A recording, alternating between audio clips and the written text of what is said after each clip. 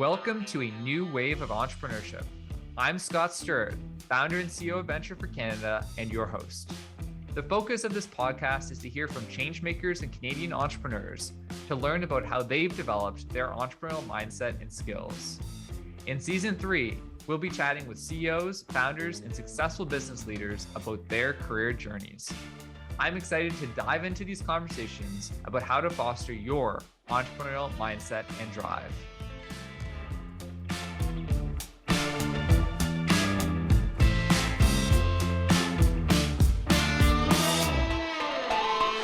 Lekan Olawoye is the founder and CEO of Black Professionals in Tech Network, a passionate advocate for organizational change and lasting progress. Lekan is a leader who is equally comfortable offering high-level business advice as he is passionately speaking on how to be an effective ally.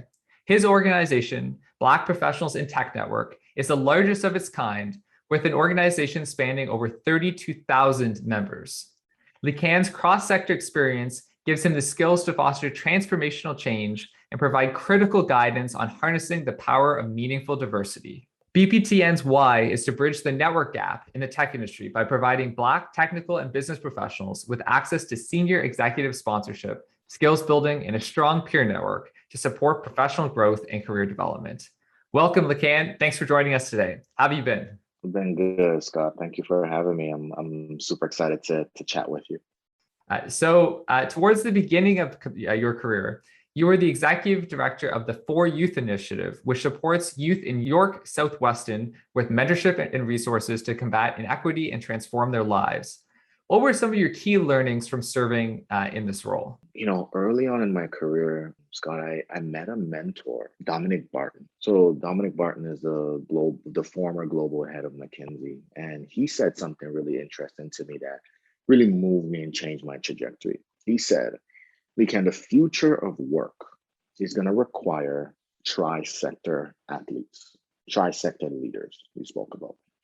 He said, these are leaders that have a really clear understanding of how government works and how decisions are made there, how business works and how decisions are made there, and how community works and decisions are made there. He said those three sectors are incredibly important.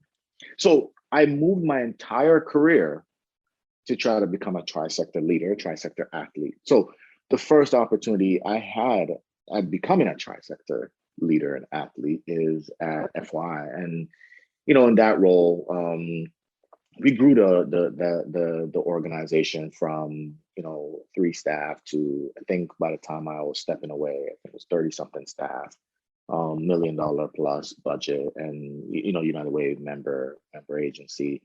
And I really learned what it meant to lead, because before then, I led teams, but not an org. And with the complexity of trying to support young people who've been historically underrepresented and really marginalized, but also at the same time supporting a young staff team that are building skills, right, while working with these, young people, and also, building organizational reputation, building infrastructure within an organization, right, and really, moving from just service delivery to also, influence.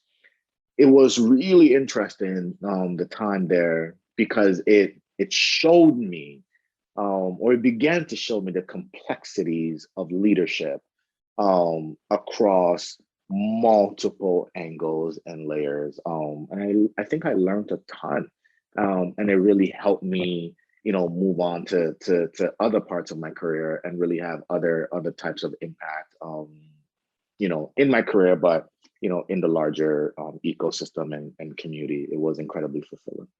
What do you think are some of the attributes that make someone a successful tri-sector athlete? And then relatedly, what do you think are initiatives or programs that should exist to foster more people to develop tri-sector leadership skills? Yeah, man, it is. I'll give you an example of how I saw that play out during this pandemic, right? That it is just in reflection that I realized, oh my God, if I was not put in positions to build some of these muscles, my company now may be in a different place. So for example, the the pandemic sort of hit many nonprofits or many corporates, many startups like a ton of bricks, right? Many startups in the tech space went out of business, right? Or dramatically pivoted. And I remember early on in this pandemic, before we began calling it a pandemic, many folks are like, we made lockdown for 2 weeks, open back up, and like life is good, right? That was the initial thought.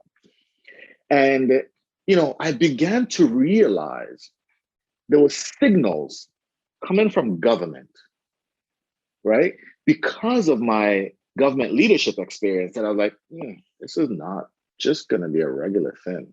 The same thing, communities start to signal, businesses started to signal certain things. I'm like, actually, I need to make different business decisions as a result. So government is risk averse. How did I learn that? I was an advisor to a premier. I was an advisor to cabinet. Government just doesn't make a decision. One, because if it makes a decision that is wrong, like closing down shops and like shutting things out, it knows the impact it will have on trust to government and probably like re-election of that same government. Government just doesn't shut down shop. Government just doesn't talk about the potential of shutting down if it hasn't already planned to do it. Like, it is such a big deal. And you know this, Scott. Government will not signal something if it already hasn't thought about it. That's just government like risk aversity, right? Worst case scenario is what government plans for.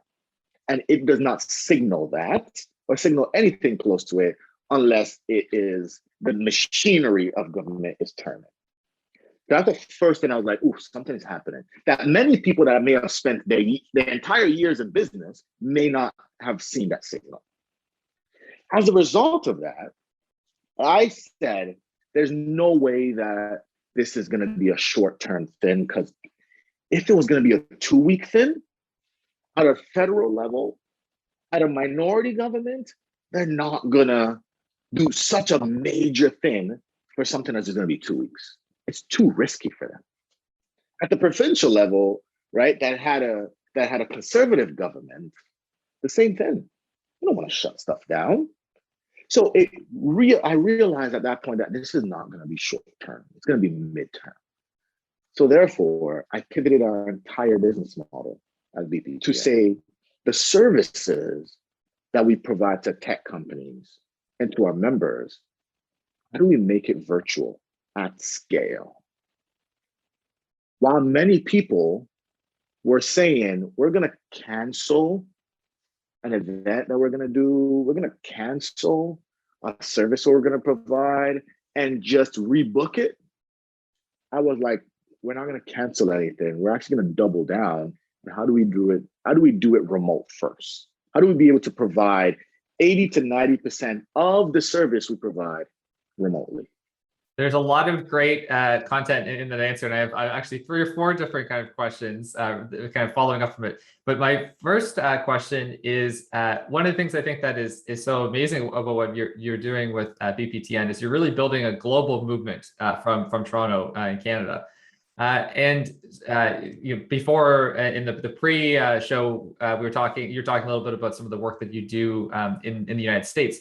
So in what way has having your company headquartered here in Canada and being a Canadian company helped you as you build this global movement of Black people in technology around the world?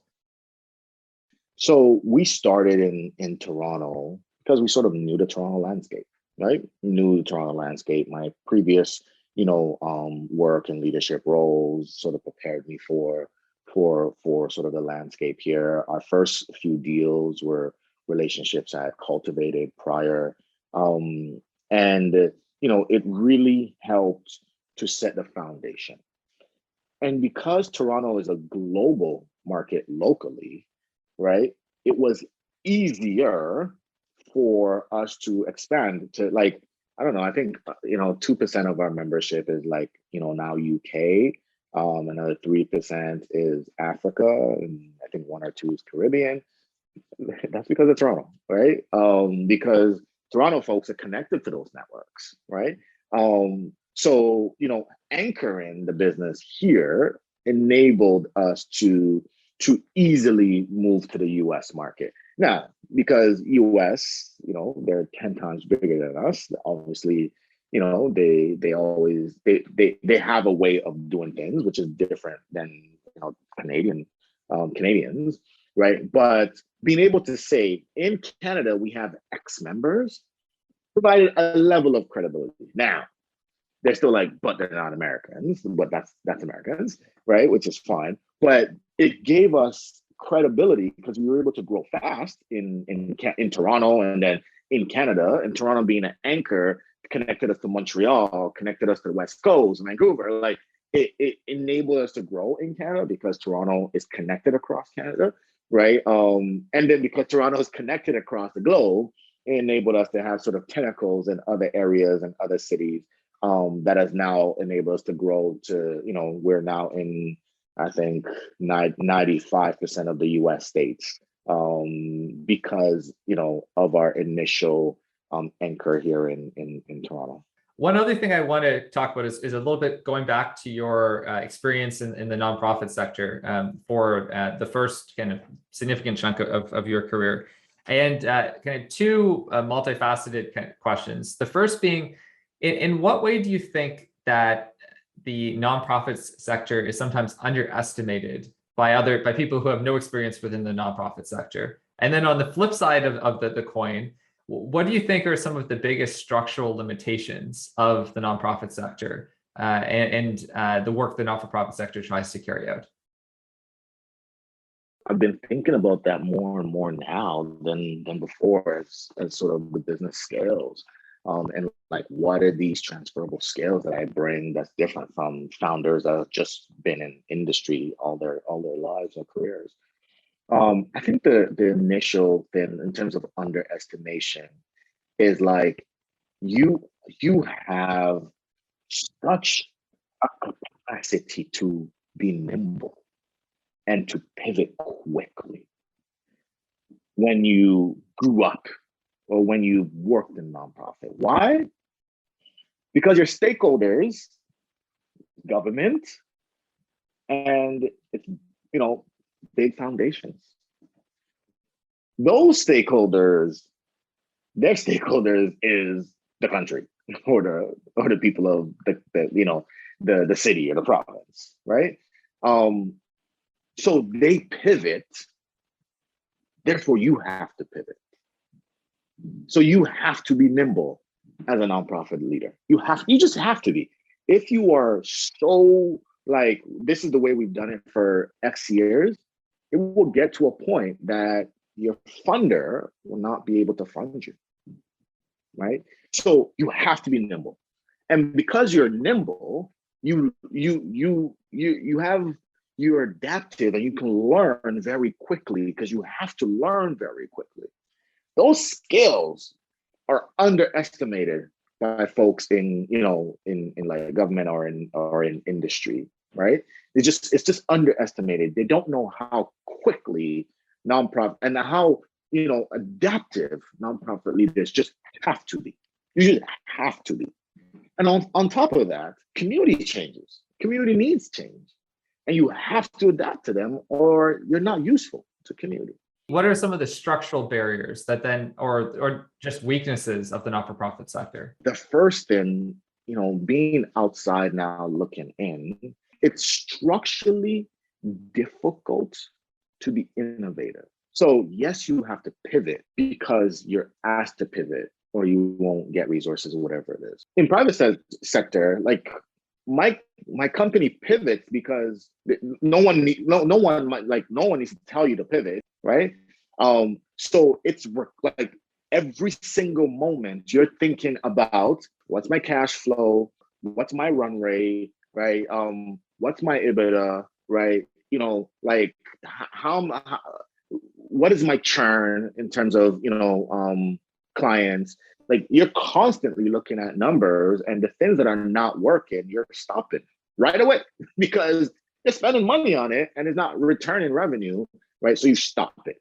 What I found is like it's actually like innovation is almost frowned on, right? It's like, has this worked before? Is there data that supports that this works?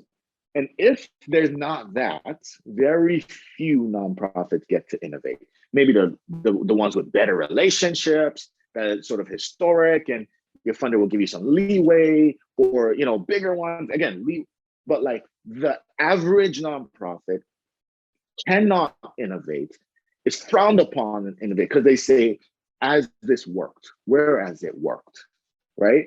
And that language is structural, is everywhere, right? And so it's hard to actually innovate to your clients and to the people you serve, right? Until you made like you wrote a 30-page paper, you've done 3 theses, and then okay, now that but like in private sector, you see the number and you say we have to pivot, and you do it right away, or you do it within the next month or two, not 8 months from now, right? Not 12 months from now, right? Now, caveat is those innovations may be happening in the nonprofit space, may be happening, but it's not visible, nor is it funded. There's a great book someone recommended it to me a while ago where it's called The Revolution Will Not Be Funded. And it's kind of interesting because it talks about sort of a lot of the time not-for-profits get money to deliver programs, and they'll just deliver programs. The more complex systems change work, which is in many ways sometimes some of the things that can create the largest long-term impact, it's often challenging to get funding for. So I'll tell you something, Scott, that I had an aha. BPTN, if BPTN was a nonprofit, we would not be where we are today. Because this idea is like, it is so, or was so uncomfortable. This idea, or it will be nickel and dime. Like, I will give you 50,000. Okay, let's try 100,000 and try this then. It will not be like we're almost $5 million in revenue. We're like we have 50, 60 staff member. This is 2.5, 3 years of our company. Like, to get to this in the non would take 10 years, because they'd be like, well, first of all, go find out all of the Black organization in the world. I'm being facetious, right? Go find out everybody first. Go talk to everyone. Then do like case study analysis. Then do some charrettes. Then then we'll give you 50,000. But rather just like there was a need, so we went to market, and we pulled together things. We started doing some stuff, and companies started buying. Like sales built up, and like it was like iterative, and we were able to iterate and pick quickly, right? Because the entire rigmarole of like do these 100 steps first to show you're legitimate.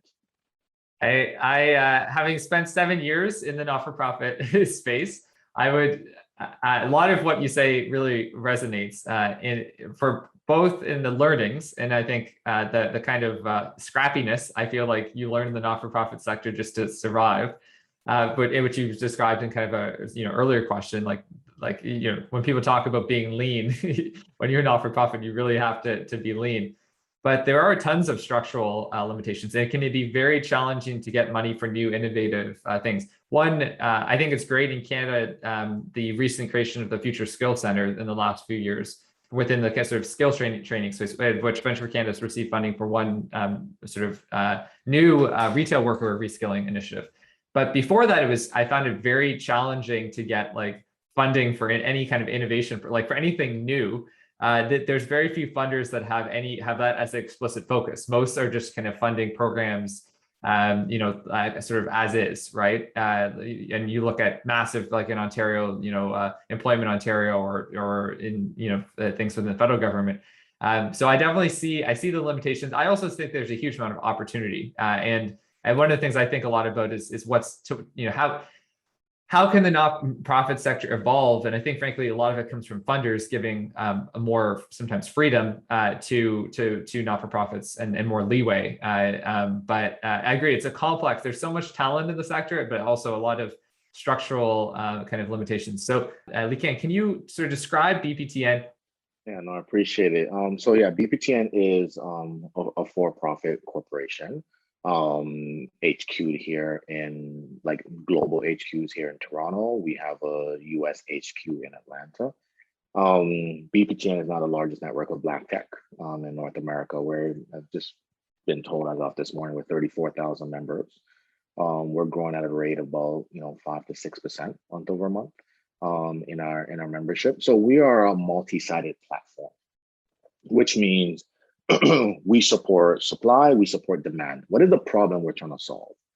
The problem is the network gap, right? We believe fundamentally that Black professionals have skill, that Black professionals have experience, that Black professionals have education. And why? Because data said so, right? In Canada, per capita, like in terms of Black professionals, like Black professionals actually have more post-secondary education than any other community in Canada, right? Per capita, in terms of like how many Black professionals more likely to have a university degree, right? The skilled workers program, folks come in from other countries, from Black countries. These are incredibly educated professionals. So it's not an education issue. It's not a skills issue. The problem is, another data tells us that for the average white American, every 100 friends you have, one is Black. But we know we hire through our networks. We do business through our networks. We do a bunch of things through who we know. So if you don't know someone that looks like me, then people will then naturally say there's not enough of people that look like me. The data just doesn't point to it. Like in Toronto, there's 8 to 10% of us. Canadian-wide, there's 2 to 3%. But like many companies don't have that level of representation. So then we say, if you believe data and numbers, then many companies do not have the absolute best talent. Because data says in Toronto, 8 to 10% of that are Black Canadians, best talent. Many companies have 1 to 2% Black talent. So then you can say there's a delta that you actually don't have the best talent, right? Just purely data, purely statistics. So if that's the case, then what we're trying to solve is that gap of network. Have more Black professionals in your network, and therefore you will hire more Black professionals, and therefore you will drop down your time to hire, and therefore you will be able to say we have the best talent possible to run our companies and to do well. So our business model is that we support Black professionals. Black professionals do not pay a cent, right, to be members of BPTN, right? You just become a member, right? Go online, you grab your information, and where you become a member. We support you with networking, connecting to peers, other Black professionals, because you want to feel a sense of community. You want to know where your tribe is, right? Second piece is executive sponsorship. Many executive roles. I've been in many executive roles now, and a lot of them, if not all of them, I've been sponsored into it, right? I knew someone, and they gave me the benefit of the doubt. But unfortunately, because there's a network gap, many Black professionals don't get that. So we support that connection to happen, right? And then, of course, learning and development, just like what is the future of what's happening in technology, be at the forefront, the leading edge of technology. All of those things we do for our members are complementary. So because we have an amazing network of amazing people doing amazing things, companies want to then engage us, and they pay for services with us, right?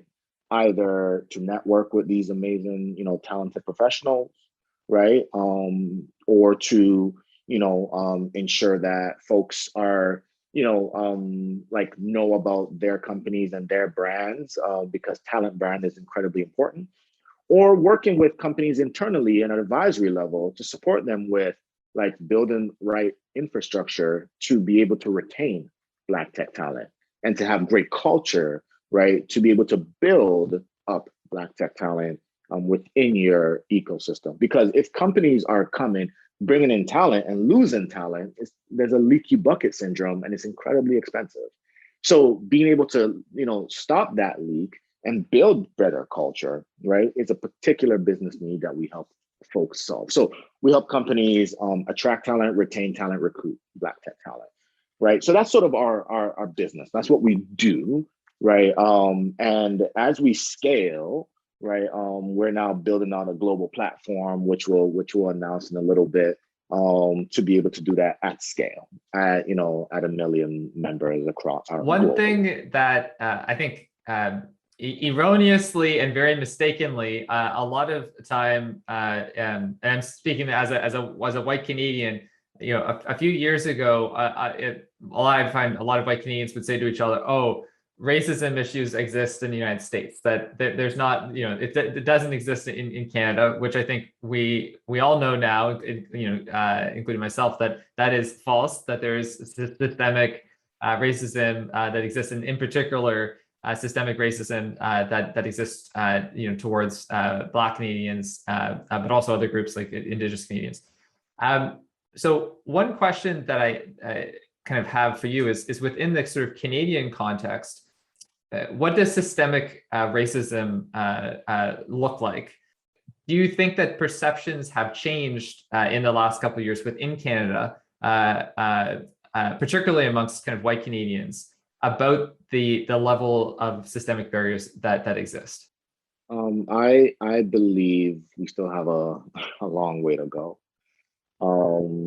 A Black executive said this to me about a year ago. She said the awakening happened after George Floyd, at least in corporate. I expect, really across Canada, really in all sectors and all industries. Before that, many folks believe, Black folks were just, crying wolf, that, it's not a real thing. We're making stuff up. And I think post that, when you see a Black body be killed, right, for no reason, many people woke up and said, oh, maybe there is something. That something now is the debate, right? What is this something? So yes, there is an awakening. But I think now, a lot of Canadians, right, white Canadians and allied Canadians to the Black community, are working through what is that? What does it look? How does it actually show up?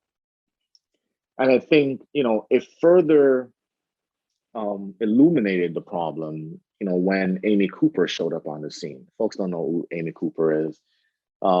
She's the executive white woman that lived in New York. That's a Canadian, went to school in Canada, right? Is a Canadian, that cried wolf. You weaponized her white privilege, right? To almost get a Black man killed for calling her out, for putting her dog off leash in a leash dog park, in New York Central Park.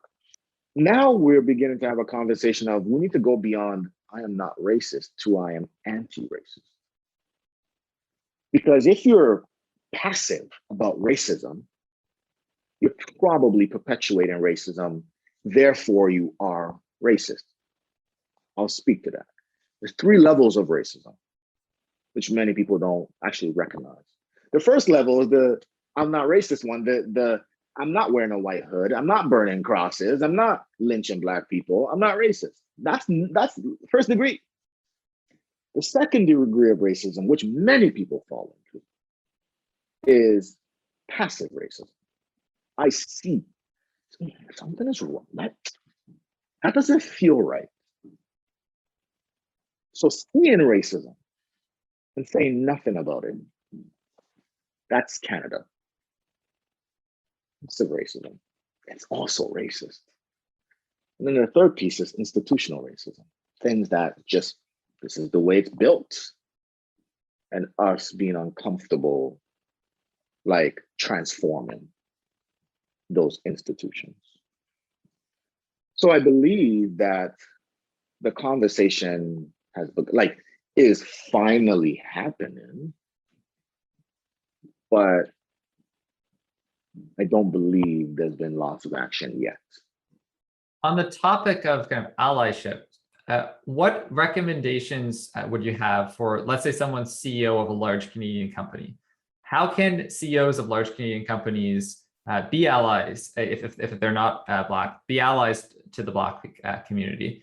And more specifically to your KPI point, in what are the main KPIs that companies should be looking at so that the measures or activities or initiatives that they're doing are actually tangible and creating real results? Yeah, what should CEOs, and I have these conversations with many enterprise level big company CEOs. Firstly, if you believe this is just the right thing to do, I don't have time for you.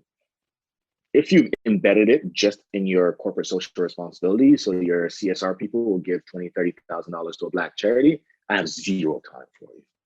You're not serious about it yet. It's still PR for you. And many are like, Lekan, but it's still PR. Why? Until it touches your business need, it doesn't matter to you at the level it should. So it matters, but it's not systemic. I can give a donation to a charity, and personally, it matters to me. I feel good about it. I feel like I'm changing something in the world. But in my home, if the thing I'm giving, money to charity, I don't, whatever, right? In my home, diabetes, let's say I'm giving to diabetes, but in my home, there's sugar everywhere. My kids are consuming sugar at a crazy rate, and I'm consuming. Does it really matter to me, though? So until businesses understand the business need behind diversity, that when you have a business that is diverse, you probably have products that touches edge cases. And when you touch edge cases, that means you are building products for the masses as well as the day-to-day average person. This stuff is really important.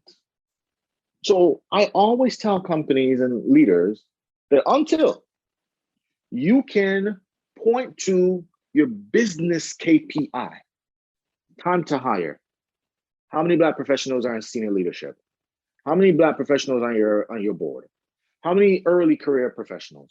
What is your attrition rate for Black professionals versus others? Until you can point to those KPIs, please, BPTN doesn't do business with you. Good for you for donating towards Black charities. It's very important. It's incredibly important. You should do it. You should continue to do it, but you're not serious yet about this. It's just the right thing to do. It needs to be the right thing to do and the business thing to do. Then things start to shift. Because then you tie bonuses to it, your executives, things start to shift. And then you start tying it into your business side, business plans, then it starts to shift. So, it may be radical. I don't think it is. I think it's fundamental. Things don't matter to us until it touches us. It doesn't matter to me really until it touches my family, touches my home. It doesn't matter to business until it touches their business.